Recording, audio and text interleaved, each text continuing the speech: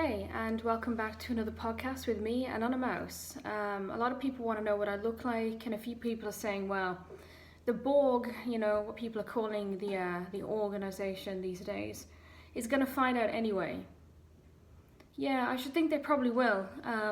So, what the hell? So today, I want to do a video about something that I brought up in a group. I've been thinking this for years, but apparently a few people haven't thought of it this way before. So here we go. As most of us can remember, if we are ex-witnesses, or maybe you're still a Jehovah's Witness now, you go to meetings and stuff, we have every Sunday, usually anyway, the Watchtower Study, which is a magazine, very much like the ones that they give out publicly, but it's a congregation study edition, and it'll be like a theme and paragraphs and a question and answer thing where the conductor will ask the questions and people will answer. And one theme that is kind of common and quite a popular teaching sort of tactic that the governing body sort of use is the issue of creation. And not about evolution or anything like that, but when it comes to creation, testifies what kind of loving God Jehovah is. For example, you'll get a watchtower that says, let's examine creation, and it will show us the qualities of Jehovah. For example, swans. You get a pair of swans and they mate, and they stay together for life. And Jehovah encourages people who are married to stick together, that he really values marriage, even within creation or whatever. And then they'll say something like, have you ever seen a kitten play with a ball of string? And it's so innocent and funny, and what does it make us feel? It makes us feel like entertained, and we sort of feel endeared to this creature. What does that show about God? Well, it shows that he has a sense of humor. It shows that he has a lot of love for people. It shows that he appreciates small animals and fluffy things, and it kind of all this kind of logic. They always sort of look at the good side of creation, like with food. They say God didn't create us to be like a robot. I remember they produced a video actually where they had some sort of witnesses dressed in white eating porridge and saying, if God wanted to, if he didn't love us, he could have made us like that we just eat the same bland food every day, and we would never know what taste was like or the variety of food. So the Jehovah's Witnesses use that logic to say, look at this abundance of food, and they will show a picture of the kind of food that nobody really eats, really, especially not like this, but there'll be like massive watermelons and great big pineapples and grapes and fruit. It's always fruit for some reason. It's probably because it's aesthetically pleasing to the eye. They put out all this stuff on bread. For some reason, they don't really like to focus on meat.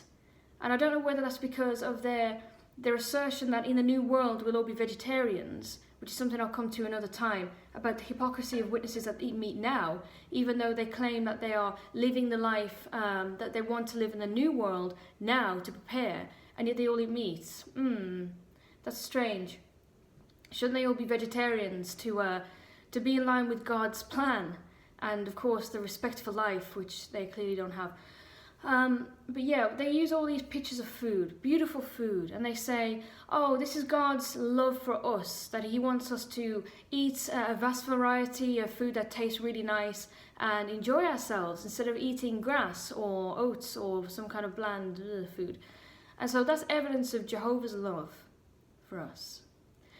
So I remember when I was a child and a teenager, like many people, I would watch, documentaries about animals and the earth and space and whatever. And of course, we're warned about those because of the evolution side of things. But I don't know if they just overlook this, or they just hope that nobody will really give a damn, or think about it maybe. But if you've ever watched a documentary, say, on the African savannah, you will notice that there are lions, lions, jackals, giraffes, hippos, and, antelope and all that kind of shit. And when it comes to, say, the behavior of lions that they'll focus on now, it can be a bit shocking and a bit like, oh, I didn't know that these cute Disney creatures did these things. For example, if a new male lion takes over the pride, which is mostly females and their cubs, lions will often kill all of the cubs that are already in existence because that's the DNA from the old male and they don't want those. So the male lion, the new one, will kill them all and they'll bring all the females back into heat and they'll mate again and they'll have new cubs with this new dude's DNA. So what does that teach us about Jehovah? So apparently Jehovah's creations are cool with killing little baby lions for no reason. I mean, there's no little reason for doing that other than an instinct that drives them to have cubs of their own. So Jehovah's cool with creating animals that slaughter their own young. Okay, what about hamsters? I'm sure many of us have had little hamsters as pets, you know, especially when we're kids and we can't have a dog. I read when I was a child all about hamsters because I was going to have one, my very first one, and I wanted to know everything. I was going to be a hamster expert. And I was shocked when I realised that hamsters sometimes eat their own babies, sometimes right after they give birth. And I was like, what? So this little hamster will conceive and gestate and give birth and then look at their babies and think, I'm going to eat one of these and eat them alive. Now imagine that. That's kind of perverse if you think about it, that some creatures are born to die straight away, that you haven't even taken your first breath and your own mother is eating you. So I was a bit sickened at that, to put it mildly. And then of course you have the broader sense of creation. For example, the little itty bitty spiders and bugs that nobody likes. We seem to have an inbred fear and loathing of certain creatures. Like, it's very unusual for somebody to say, I love spiders, I think they're beautiful, I think they're really cute, I want one as a pet. Not many people think that way. I mean, having a tarantula is one thing because it's like, oh, it's creepy and scary and I can scare, you know, my mother's hair off with this thing. But when it comes to snakes, spiders, slugs, mosquitoes, leeches, that kind of thing, human beings seem to absolutely hate them. And sometimes I remember thinking to myself, especially with mosquitoes, what the fuck is the point of those things? So, I mean, of course, from just a human being standpoint, well, everything has a function and whatever. But Jehovah's Witnesses are trying to tell us that everything in creation testifies to Jehovah's personality somehow. That beautiful food and the sunset and animals. And I always think that they deliberately use the photogenic, cute animals, the photogenic, attractive food, things like sunsets and, you know, sunrises and all the rest of it. And it's all beautiful and everybody's in love. But they don't have many watchtowers that feature snakes. Except when it comes to Satan anyway. They don't have many watchtowers that talk about things like bonobo monkeys. This is interesting. I read about bonobo monkeys because in the town I used to live in there was a zoo. So I used to go there all the time and research about animals and whatever. And bonobo monkeys are one of the few species that actively engage in homosexual acts. All the time. With anything and everything. Well, as long as it's a bonobo monkey. They will literally shag anything. Including young juvenile ones and older ones of the same sex, ones of the different sex, and scientists and animal behavior study people, I don't know what they're called, but they were really shocked that these monkeys seem to be frisky all the time, and they use sex for many different things like control. That if one monkey is particularly annoying or getting aggressive or at hand, that the other ones will literally shag him into submission. And I was like, wow, interesting. Okay, so these monkeys are very homosexual and that they do this all the time. And I remember I told my mom about this because there were bonobo monkeys at this zoo. And I mentioned it to her, do you know that bonobo monkeys are homosexual? In fact, they're like, you know, like frisky all the time. And they'll bang anything. And my mom was like, it must be demons. Because I was like, why did God create these animals to do homosexual acts shamelessly and part of everyday life, and yet human beings can't do it, otherwise they get stoned? Even though for a lot of homosexual people, in fact maybe all of them, I don't know because I'm not homosexual, they say that it's like completely a natural desire. Like they don't even think twice about it until they realise, oh, people don't like this. So how come Jehovah created monkeys? And I think flamingos have been known to be homosexual. I think penguins have been as well. Dolphins and lions and all sorts of animals. I mean, okay, it may not be like common within certain species, but in species like the bonobo monkey, it's very common. That's their nature. And so I was a bit confused. And my mum, who is still a witness, said things like, well, when Adam and Eve sinned, the animals changed. And I said, no, they didn't. The Bible said that when Adam and Eve sinned, the sin was upon their head. That human beings' natures changed, if you believe that even. That it was human beings who became like against their own nature, that man was going to dominate woman, and pregnancy was going to be a lot worse, and human beings would always be trying to outdo each other and just be the ruin of each other. And that in the new world, it'll be human beings that have the 1,000 years to get to perfection, not animals. I've never read in the Bible that it will say that animals changed because of Adam and Eve's sin. So I don't understand that logic, honestly. If animals' behaviour changes as a result of human beings misbehaving and the way that they've changed so much, that's a little bit different. But animals in the wild, in jungles and things, where no human being's ever been, they behave like this.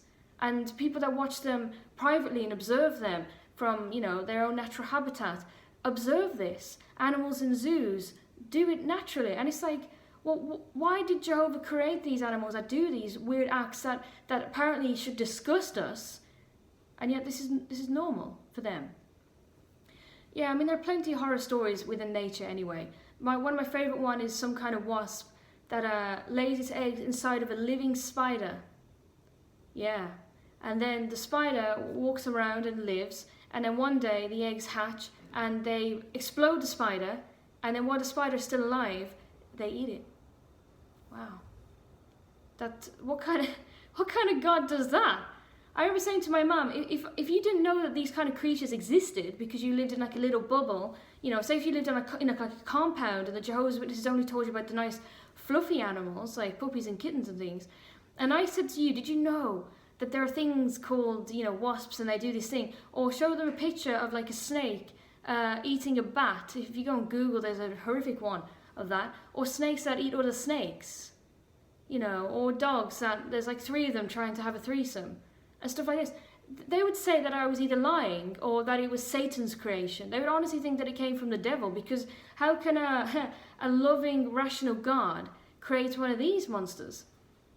It just scares me that Jehovah's Witnesses deliberately don't look at the actual evidence, the full spectrum of evidence. They only like the extremes. They either use the bad extremes to prove what they're saying is right and that we should avoid doing this thing, or they use the good extreme to also say that what they're saying is right and we should do this, or believe this, or think this, or whatever. Jehovah's Witnesses are not balanced. I think everybody who's been one or had contact with them will know that. They're very black and white, extreme, one or the other, And when it comes to creation, I remember thinking, if we had a Watchtower all about the dark side of creation, the nasty, scary things, the things that go bump in the night and eat their own babies and things like that.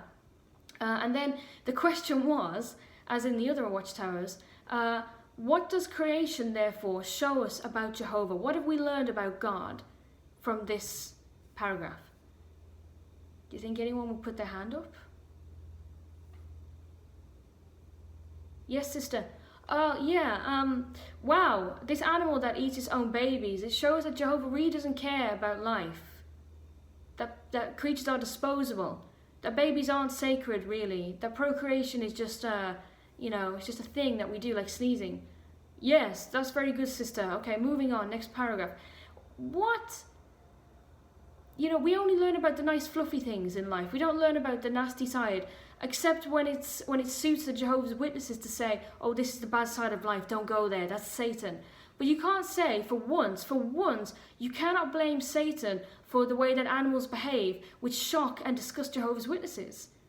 And yet, the only creature in the whole world that created these things, according to them, was God. And yet when you ask the obvious question, why did Jehovah create animals which are shocking, that are homosexual, that eat their own young, that hunt and kill things just for fun, like certain kinds of chimpanzees and things? They've been observed to stalk monkeys for hours and then kill them and not eat them, or they just play with them and then move on to the next one.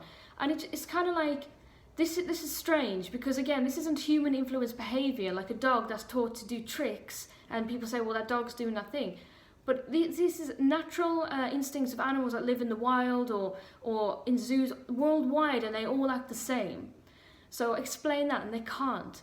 You see, if they had an honest Watchtower that explored the good side and the bad side, and they had some kind of conclusion from this, that's different. But they don't. It's always one extreme or the other. It's always the good or the bad, and they ignore the ugly in the middle because that's not relevant to them.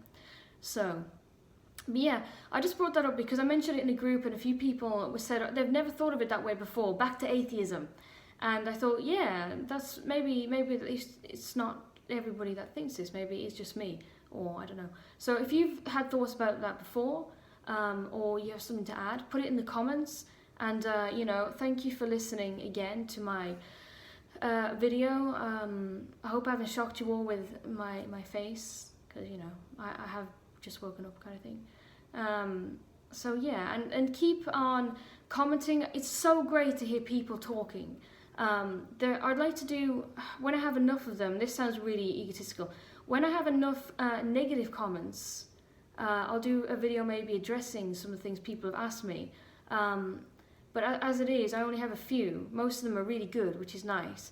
And the ones that have been sort of given me, which are negative, I just, no offense guys, to the people who are writing them, I really don't get your logic when you say some of these things to me. There was one the other night, I can't remember, I can't remember the dude's name who put it on, and he was talking about a subject that is very sensitive to me, about sexual assault and stuff, and basically that particular guy said, or whoever it was anyway, sorry, I don't know if it was a man or woman, they said that their sister had been raped by her stepfather, who was the father of the person writing, and that was terrible. But when she sort of left the truth, she was raped by somebody else who was also not a witness, and murdered. And Jesus, I was in the bath when I read this, so I couldn't, you know, reply properly anyway without endangering my phone. But that really upset me because the guy, or whoever it was, concluded their long comment with, they can't help thinking that if their sister had remained a witness, that this wouldn't have happened to her. And I have to say, straight away, that is victim blaming, okay? No one is to blame for their sexual assault, and that person who said it has even admitted that she was assaulted and raped when she was a child by somebody who was, when she was in the truth, regardless of whether that guy was or wasn't. But back then she was a witness, going to meetings with her mother and whoever, and so she was still assaulted, because that was it. The guy was saying, how can you give up the protection of God? And I said, he didn't protect me when I was assaulted, and other bad things have happened to me. And then he sort of went on about his sister who was also assaulted, and then she left the truth and was raped and killed by someone in the world, when she was in the world. As if somehow being the truth offers you protection from these things, but it doesn't. For goodness sake, look at all the cases of just the children who've been assaulted, let alone all the grown-up women and other people who've been assaulted when they're in the truth. If you read the Bible, there's no promise at all from God that he will protect you from anything. Look at the 3 Hebrew boys that were going to be thrown into the fire. They said that if Jehovah wants to save us, he can. But if he doesn't, we will still die anyway for his name. What they were saying was, Jehovah does not save people. Back in the day of the Bible, yes, miracles were done. But the Bible says that Jehovah doesn't do miracles anymore. There is no protection. Merely being a Jehovah's Witness does not mean that you are protected from rape. No way. From being murdered? No way. From being robbed? No. From cancer? No. From being evicted from your house? No. From having your job taken from you? No. From having a miscarriage? No. From not being able to conceive? No. Guess what? If you're a Jehovah's Witness, or you're someone who is not, things will still happen to you anyway. There is no protection from God. So please don't give me that nonsense, please. I mean, certain things like not dying from cancer from smoking, if you don't smoke, of course you're not going to die from cancer that is caused by smoking. But if you're a Jehovah's Witness and you say, well, that's because I was taught not to smoke, good for you. But there are still people in the world who don't smoke because they don't want to, because they know the danger and they don't smoke. I don't get your logic there. But as in the case of that person's sister, to say that if she was still a witness and wouldn't have been raped and murdered, and it was sort of like her fault for leaving the protection of the congregation, please go and read and watch all the stuff from the Australian Royal Commission. Talk to people like myself who have been assaulted whilst being a Jehovah's Witness, and being assaulted by people who are still Jehovah's Witnesses, and people like that aren't. It doesn't make a blind bit of difference, sadly. So when people leave the Jehovah's Witnesses and get sort of chastised, and with this whole, you're leaving the protection of God, it doesn't cut any ice with me. There is no protection being a Jehovah's Witness. And besides, if it's protection for things like, smoking or whatever, you can do that anyway without being a witness. It's called using your common sense. So yeah, it's not like the Jehovah's Witnesses have invented these ways of thinking and behaviours, because they haven't. Yeah, that was something that I couldn't even reply to it, because it made me so sick that all these things I needed to address, like the blaming of his sister and everything, or her sister, I don't know who it was. I'm just saying man by default. That's another witness habit that I pick up, which isn't very good. But anyways, thank you for listening, and please keep commenting. And some people have said, I've been inspired, I want to do my own video, I wish I could. You can! Pick up the phone, do what I'm doing. Put the camera on yourself, or just focusing on anything, or black, or whatever. Create a channel on YouTube, takes 2 seconds, and just start talking. Put some tags in there and see if people will listen. If they do, great. If they don't, oops, try again. Yeah, there are ways to reach people, and it's nice to talk, because as I've said before, the Jehovah's Witnesses discourage open discussion or critical thinking or anything like that. You're supposed to take what they tell you and agree. And you can talk as much as you want about those things, because that's good. That's not dangerous at all.